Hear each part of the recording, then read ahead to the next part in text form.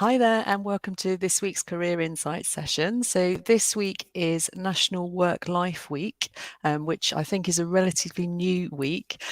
So our session today is themed around that. So I am joined today again by Katherine and Kris, so two career coaches from 1080 like myself, and we're going to be talking about how to secure a role which meets your work-life requirements. So as always, please do like, comment and ask questions throughout so we can make this as interactive as possible. And we're going to go straight into our first question. So this is for Kris to start with. So what does work life mean? So thinking about balance, integration, etc. So over to you, Kris.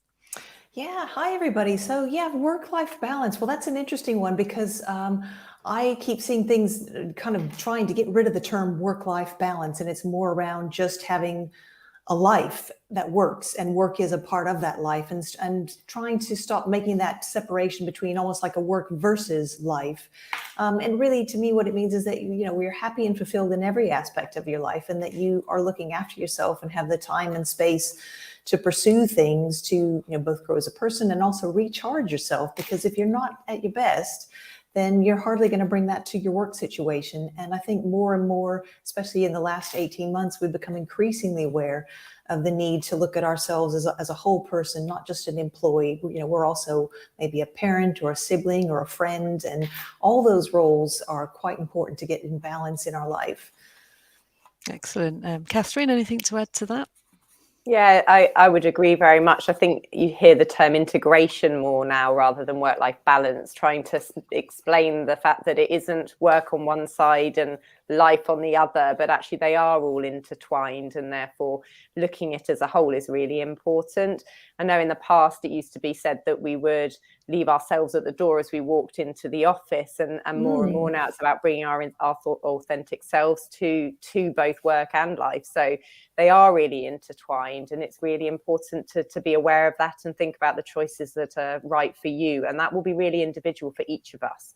And so therefore this is a really important topic, I think, and as Kris said, the pandemic, I think, has given us some real opportunities to reflect on this and really think about what choices are right for us when we think about careers and roles.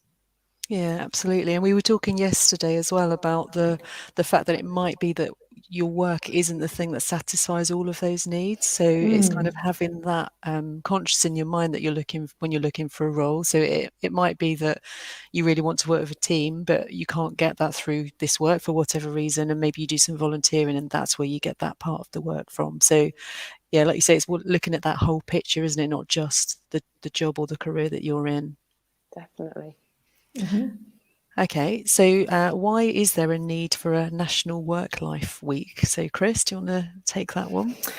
Yeah, well, Working Families, who sponsors this Work-Life Week, is they're particularly focused around helping parents and carers get balance in the work. And obviously this applies to anyone, not just parents and carers, but increasingly, as with all things, whenever we're going to change something, it has to start with awareness. And so they work to raise awareness of the benefits of having, a better balance between home and work, and giving people the opportunity to work in a way that suits them. Because this is kind of about making a paradigm shift away from work as being, the be all and end all and top priority to, getting things balanced so that people can function at their best at work. Our well-being shouldn't be something that we earn the right to look after once we've, done a certain number of hours. We actually need to look after well-being in order to be able to bring our best selves to work. And really, once you've raised that awareness, I think it's also a question of people need inspiration. They need to hear stories and see how other people or other organizations are making this work on a practical level, and also be inspired by what other people are doing, and hopefully through those stories recognize that they can actually make the same shift and do things differently in their own organization. Just a couple of statistics, because Working Families does quite a lot of research.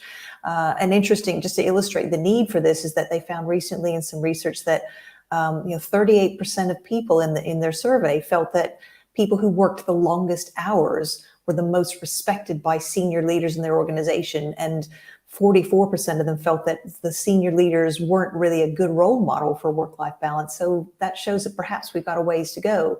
But encouragingly, they also found that about 50% of people found that conversations around mental health and well-being are far more accepted in the workplace than they were even a few months ago. So that shows that we're definitely making progress, and that's why initiatives like this are so important. Yeah, brilliant. And Katherine, anything to add to that? No, I don't think so. I think that's absolutely right. I think this piece around the more we can get employers and employees to start to talk about this topic and start to think about what that means for them is really, really important. And as Kris said, that awareness, but also the inspirational stories, sharing where things have gone really well for people, I think is a really important part of this. And anything that just raises it into our consciousness, so we're talking about it and thinking about it, and back to those choices I was talking about earlier, I think is only a good thing. Yeah, absolutely. And I saw earlier this week, actually, the CEO of Thames Water had written a post, and she herself has got mental health first aid qualification. I thought that was really, really impressive that someone that at that level in such a large organisation is actually doing that and kind of leading from the top in that respect. So I guess that's a really great cue for if there's organisations you want to work for, looking to see what kind of tangible things the leaders are doing. Yeah, I think when you see it specifically where it's not just talk, it's action, I think it makes a big difference to how people will feel definitely. about how seriously it's taken. So it's a great example. Definitely. So working families, there's a link here, which obviously people are not going to be able to copy that, but I'll put that in the chat afterwards. So this is the kind of the page where they talk all about National Work-Life Week and why it's important, etc. So as Kris said, there's some really great research on there, really good ideas about things that employers can do to kind of highlight National Work-Life Week. So that's a really useful study. Okay, so moving on, if you're looking for a new role, how can you identify organisations who are going to be truly supportive of work life? I've put balance here, but in general. So, Katherine, do you want to start with that one? Yes, absolutely. And I think this is very much about doing your research. So you are seeing more and more when it comes to roles and job descriptions that they will be saying something about flexible working, hybrid, whatever that may be. So again, there's ways on LinkedIn that you can actually search for some of that to look to see what sort of employers are out there and the roles that what they're saying around that. But as well as that, I think it's about trying to if you're seeing some employers that you think you would be interested in working for because they do seem to have the right approach that would work for you, thinking about how can you find out what the reality is, so not just the words on a job description, but who in your network perhaps either works for that employer or you know someone that they might be able to introduce you to, so you can really hear it directly from people who are living through, and working in that environment, and what's that like for them. So I think the more you can be curious and start to delve into some of these sort of approaches and speak to people, I think is really, really helpful. Yeah, and I'd second that. I've seen recently that LinkedIn has that. It's one of the criteria under the filters is hybrid or remote working, which is great to see that. Additionally, there are some job boards out there that do specialize in flexible working. There's an excellent one out there I know called Flex Jobs. I can highly recommend, and Mummy Jobs and Daddy Jobs. And but yeah, equally going back to what Katherine said, it is all about having conversations and identifying people within those organizations that you want to find a way into, to have conversations and actually ask the questions about what is it really like to work here. Glassdoor is obviously a great source of reviews as well. I think the key thing as well is when you're starting to have conversations with people about what it is that you're looking for and where you want to go next, is being really clear on what it is that you actually want in terms of this whole balance picture. And what does that actually look like for you? Is it job sharing? Is it working from home a couple of days a week? Or, what is that for you? Because it's kind of interesting. The brain has a bit of a filter. And when you give it something to focus on, it will suddenly notice things or kind of bring into bear things that align with that. I had a client recently, interestingly, we'd spent quite a long time really getting clear on this in terms of what she wanted, what did this all look like, what did she want from the role, etc. And then the last conversation I had with her recently, she just landed another role because she had a friend.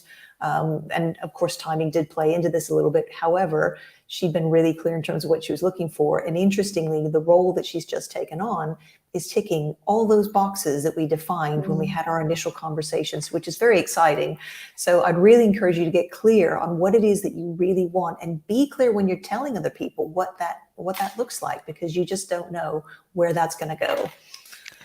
Absolutely. I think I've heard so many stories like that over these last 18 months, particularly when people have found a job through a chance or what they thought was a chance conversation. But like you say, it's been really, really clear on what it is you're looking for next. So I've got one client who took redundancy and had planned to take quite a bit of time off work, and caught up with an old friend that she hadn't seen for a long time for a dog walk. And right at the end of the call, her friend said, "Oh, what are you doing for work now?" So she said, "Oh, actually, I'm out of work. This is what I'll be looking for." And she said, "Oh, our company's looking for that." And she's ended up there. So obviously she went through the selection process, etc. But because she was clear about what it was she wanted, that was able to happen.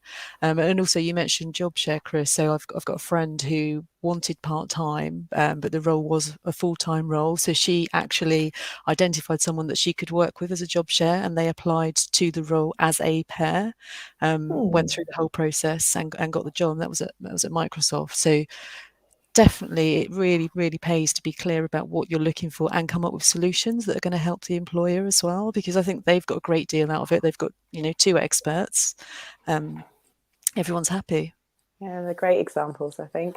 Yeah, very inspiring as well. Shows Yeah. a little bit of creativity and thinking out the box really can pay off. Definitely. And didn't you have one, Katherine, where the person requested reduced hours or something? Yeah. So I had a client, this was before the pandemic actually, but they'd applied for a full-time role. They were given the offer, and at that point said, actually, I'd really like to be considered to take this role part-time. She was incredibly nervous about doing it. And their response was, we would be delighted to accommodate that request. And so it was, again, just a really lovely example of, if you find the right employer and they think you're the right match for that role, then they will consider things that perhaps you don't personally think is possible. So it's always worth asking the question. So again, it was a really lovely example of where these things can work really well and in someone's favour, definitely. Yeah, absolutely. And I know we didn't talk about this yesterday, but I'm thinking, so when's the best time to mention that kind of thing? Is that during the interview, after the offer? What's your thoughts? I know it's tricky because I know that I've had clients that think you feel like you're kind of lying almost to the organisation if you don't mention it before offer, but then you don't want to stitch yourself up either. So you've got views on that? So yeah, that's an interesting one, because I guess my approach initially would be to probably think about asking questions that sort of in a roundabout way kind of will highlight what their attitude is towards some of these things, because obviously this is such a topical issue right now, isn't it, in terms of how are people going back to work? How did they get through COVID? Were they fully remote, and what are they doing now? And do they have a policy or a plan for what their new model is going to look like? Is it hybrid? Is it remote? What is that? A lot of companies don't actually have a plan. And things about just kind of feeling out well, what kind of people do well here? What kind of what's the culture like? And the more people you can talk to in the company that you're interested in, hopefully as you have those interviews, the more people in the team that you might potentially work with you can have, is definitely going to give you the most balanced view to then kind of get the lay of the land, as it were, and then sort of float that idea, and maybe potentially even ask someone that maybe wouldn't necessarily hire you, but you might work with. Well, how do you think they take it if you ask for such and such? And see how that comes over. I think I personally would want to wait until I was further down the process rather than early on, because what I wouldn't want to do is be discounted before you've almost got to even say who you are, share your strengths, etc. But at the same time, I do think it's really important to be prepared to answer the direct question back to what you're saying. You don't want to sort of hide that until the last minute and then come in, by the way, I do want to do this part-time, or whatever it might be. So I think there's something about, trying to be able to just show who you are, first of all, in that process, but be prepared for a direct question. And especially at the moment, people and employers are going to be thinking about this much more than normal. So it is likely they'll ask. And if you aren't ready with the answer and you haven't done that preparation around what is important to me, and therefore what are my non-negotiables versus things that I might consider doing slightly differently, then you're not going to be able to answer that well, and that might go against you. So I think being prepared for the question is really important whenever you decide to bring that in with the recruitment process. Yeah, and the deal breakers is a good point as well, isn't it? So really think about before you even apply, I guess, what is it that you will compromise on? Yeah, because you might find there's trade-offs. So it might be, okay, they can't accommodate 3 days working from home, but are there other ways? Could they do something with hours? Or, you know, there might be other things that might still work for you, but perhaps isn't what you originally were sure, you know, that you didn't want. So I think it's about trade-offs as well that might still get you to a really great place, but maybe not in the way you originally thought. And unless you know what your non-negotiables are and the things that are nice to haves, you won't be able to consider what you'd be willing to move on or not, I think. Yeah, absolutely.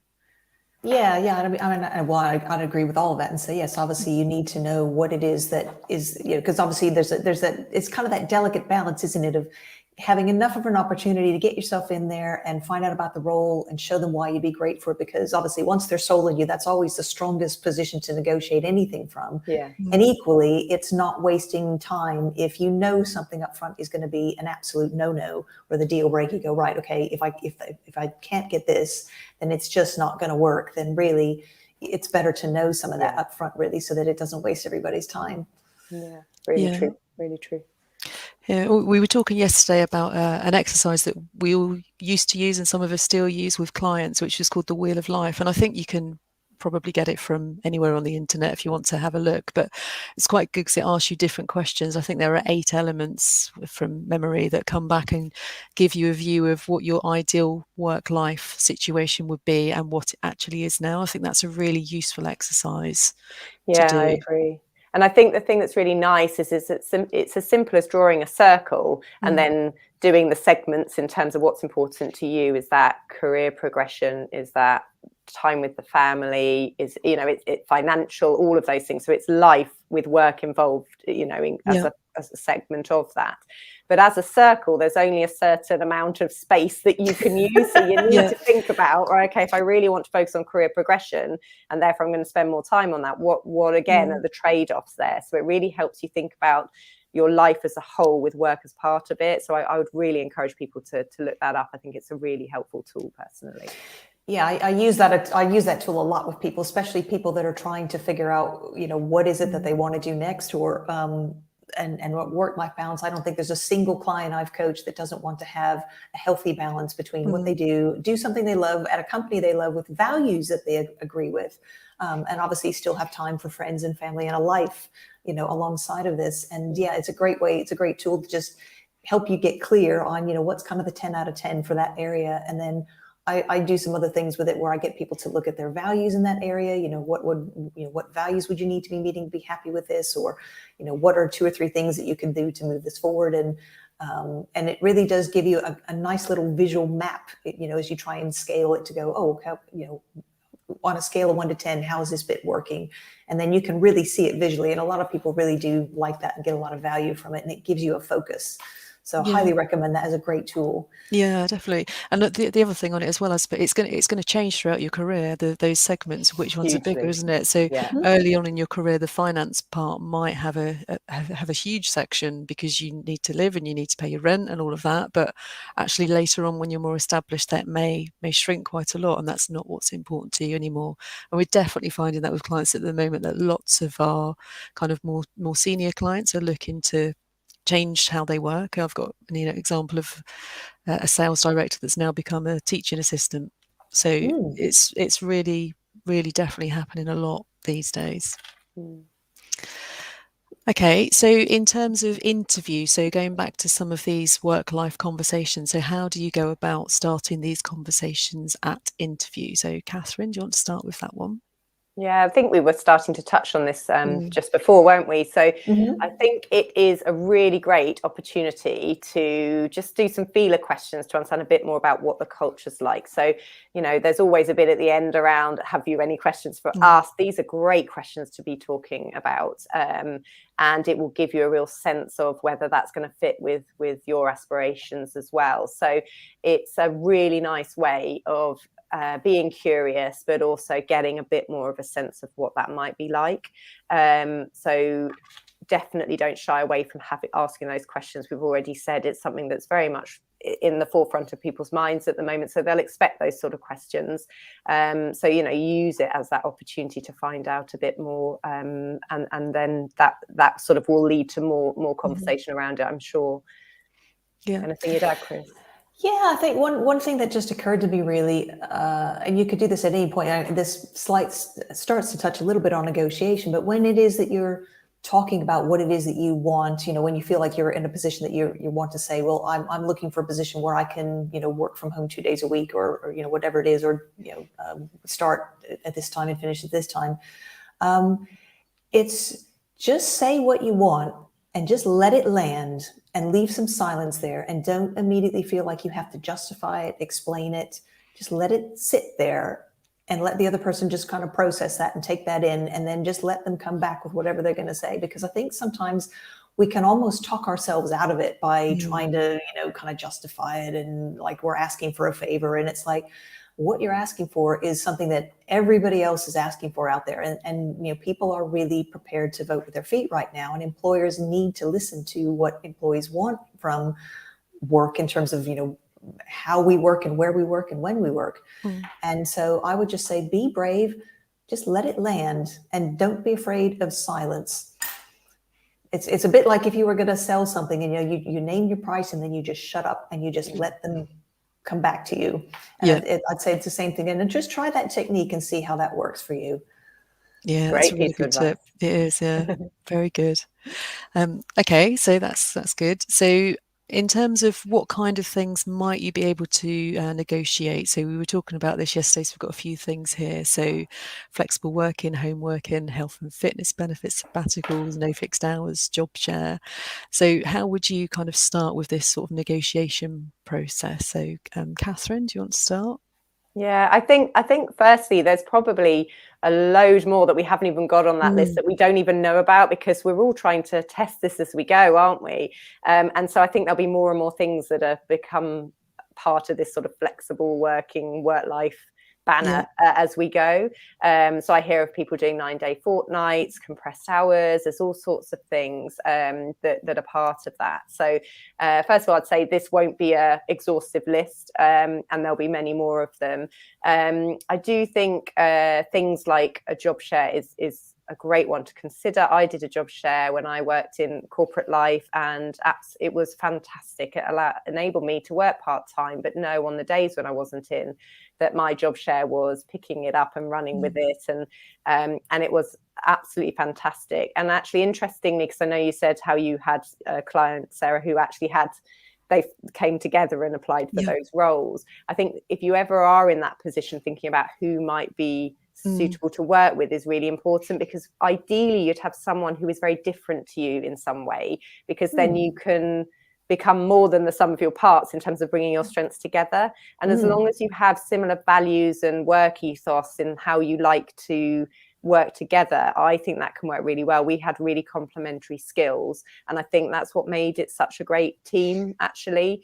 And we wanted very much for it to seem seamless for the business. So it didn't matter who they spoke to. We'd committed to ourselves that we would know enough to be able to hold that conversation and move things forward, rather than waiting for the other person to come in. So there's lots of things you can think about in terms of that. And it's back to that, provide the solution for the employer rather than it seem like a difficult thing to manage, definitely. But there's so many different things that I think you might want to negotiate on. It's again, I think back to that, right? Which one's the most important, and how do you speak to the employer about those? And then the rest of it are trade-offs, as I said before. Yeah. Kris, anything to add? Yeah, just off the back of this, because I agree with Katherine, obviously there's so many benefits that you may not even be aware of that people could offer that you don't know about. So many employers, they'll do, I'm trying to remember what they call these things. They're like an external provider of employee benefits, depending on the size of the company. They will offer all sorts of things, from gym memberships to, I've heard of people getting like home delivery of meals and, all sorts of crazy stuff. One conversation I love that's been on LinkedIn recently is about what they call paw-ternity. So people that have gotten puppies and that are requesting time to settle the puppy. And because if you've ever had a dog, you know that you don't just bring them home and that's it, especially not if they're a brand new puppy. You need to house train them and settle them in and so on. And obviously huge debate in terms of whether that's a reasonable thing to be asking for versus not, and, a dog versus kids, and et cetera. And what you always the challenge is that you're always going to have groups of people that don't fit into a specific type of benefit. And I heard there was a comment that one guy made that I thought was a great idea, which was that what if you just asked for like a certain number of sort of life event type days that you could use towards, whatever crops up that is appropriate, because some things you just don't even know they're gonna come up. And that way everyone could use that time in whatever way they saw fit. And I thought that seemed like a really great idea in terms of offering some balance and some flexibility to accommodate life events, especially puppies. Yeah. So a lot of it comes back to that trust, doesn't it? So I guess it's a lot of it is about the manager you're going to be working with as well, or maybe even more important than the organisation and their values. I know years and years ago when I was on maternity leave, my manager then let me work from home, which was really unusual, almost 20 years ago now, or more than 20 years ago now, scary. But that was because it was him, that was his idea. He thought that would be a good thing, and it worked out really, really well. But in the same organisation, that definitely wasn't happening for other people. So you need to be sure on the manager that you're going to be working with as well. I heard someone say, a leader in an organisation say that they felt like one of the things that had come out of the pandemic, certainly in their organisation, was that managers now did trust more the employees, because they have had to just allow them to go off, and work still has happened and been as efficient and all of that. So hopefully that has been built up from where you were 20 years ago, whatever it was. But it will still be relevant. The manager will play a really important part in that. So understanding their perspective on this, I think, is really important as well, because it could differ depending on the individual that you work for. Yeah, absolutely. Yeah, definitely. Because what you often find is that even though there may be like a blanket policy in place, it somehow gets translated differently on that actual line manager day-to-day level. So definitely worth having that conversation, even when you have got the role, with your immediate manager, in terms of how this is all going to actually work in practice. Yeah. I think the no fixed hours is a really interesting one. I think it's Virgin that I read about that are kind of thinking of rolling this out, which basically means you have a job and you do it however you want to. So if that means you work 2 weeks a month, that's fine. And I think, in practice, I don't know how that will work, but it's a really interesting idea that, again, that they're putting the trust in their employees that they will be able to kind of get on and do their job. They may be working ridiculous hours for those 2 weeks, I guess. Yeah, it's really, and not everyone's going to do it, are they? So it's sort of trying to shift people's views to outcomes rather than inputs and outputs. And actually that's quite a big mindset shift for some people, but I love the idea, and testing that out and seeing how it goes is I think really forward thinking. It'll be really interesting to follow that case study as it goes through. Absolutely. Okay, so we have talked quite a lot about examples as we've been going through, but any other examples you can think of that people you're working with that are looking for a more flexible work pattern, Kris? I think just about every client I've coached wants some form of flexibility, whether it's, even if it's just working from home one day a week, or just being able to, shift the hours or whatever it is. There isn't anybody that I work with that doesn't want that side of things. And they want the role to feel, they want to be making a difference as well. They want to have purpose and meaning in the job, so that it kind of spills over into all these other areas of their life. But I think this is the common trend right now, I think. And to be fair, I think it's something people have always wanted, but I think it's that maybe we were afraid to really speak up and ask for it until we had something like a pandemic hit us in the face and go, actually, work is not working for a lot of people. We need to rethink this, and we really can do things better and more sustainably going forward. Yeah, brilliant. And Katherine, anyone that springs to mind? Similar to Kris, actually. I think I don't think I've had any conversations with clients that haven't featured this, and that's why it is so much at the forefront of people's minds, and it is an opportunity to really think about, right, what do I really love about the working from home as it was, and what do I want to take with me, and actually what bits do I want to change, because we will have created habits around how we've worked up till now, and so it's sort of going, which ones are healthy habits that I want to continue with, and which ones do I want to think about, maybe I need to leave those and move in a different way. So this just feels like a great opportunity to be reflecting on this for everyone, and certainly all the clients I speak to are doing that. So absolutely. Same with mine. I think I've noticed a real trend for people wanting to get into teaching in some way. So I've had 3 that have gone into teaching assistant work, and currently got someone that's really senior again that's looking to retrain as a teacher. And she was telling me yesterday about there's a program for experienced career professionals that are looking to transfer into teaching. So obviously that seems to be something that's being talked about. Whether it's everyone getting used to homeschooling, I don't know. All of mine seem to want to do something along the lines of sustainability. Yes, that's I get that theme a lot too. Yeah. Absolutely. Yeah. Brilliant. Okay, so we are about out of time. So top tip to leave people with. So Kris, you want to start? Yeah, I think I would reiterate what we were saying before, is that, really be clear and focused and take the time to define what it is that work-life balance means. Even throw the word out, work-life balance, but what is it that you want from both the work that you're doing and the life that you do when you're not doing that job, and get very clear on that and be able to articulate it in a succinct and clear way, just a few sentences, so that when you're having conversations with people, that comes across, so that they're alerted to what it is that you're looking for.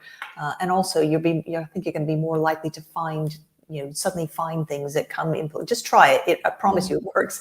And don't be afraid to ask, because you don't get if you don't ask. And the worst they can say is no, but at least if you ask, then it's a starting point for the conversation.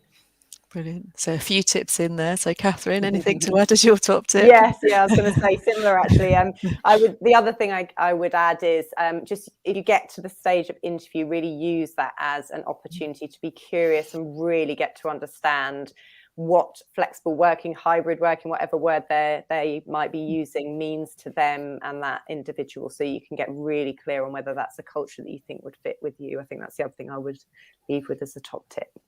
Brilliant, thank you. So thank you everyone for watching. I've seen that there are quite a lot of people watching, so if you do have any questions that you want to ask afterwards, please do feel free to add them into the chat, and I'll go through and answer those later.